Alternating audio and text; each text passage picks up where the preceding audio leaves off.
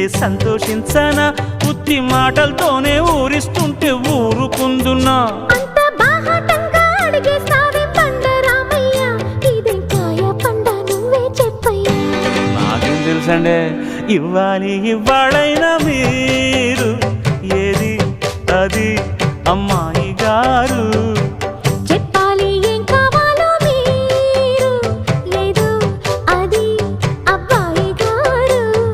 నన్నేమిచ్చారు నేనే నచ్చానన్నారు తీరా అది ఇమ్మంటే ఇంకా ఏమో ఆలోచిస్తారేంటండి